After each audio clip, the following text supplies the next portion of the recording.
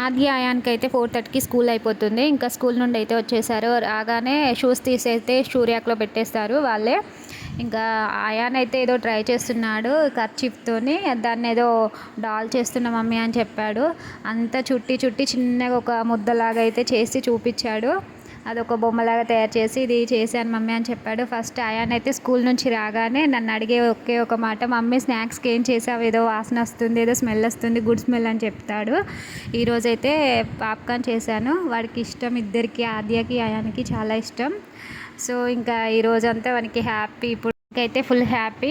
మా కోసం అయితే జావా, ఇంకా వాళ్ళ కోసం అయితే పాప్కార్న్ అయితే చేశాను. ఇంకా రాగానే కొంచెం కారము సాల్ట్ వేసి ఇస్తానన్నమాట. సో కొంచెం కారమును సాల్ట్ వేసి ఇచ్చాను.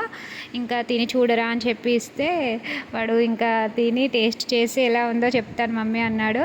సూపర్గా ఉంది మమ్మీ, నువ్వు కూడా టేస్ట్ చేస్తావా అని అడిగాడు.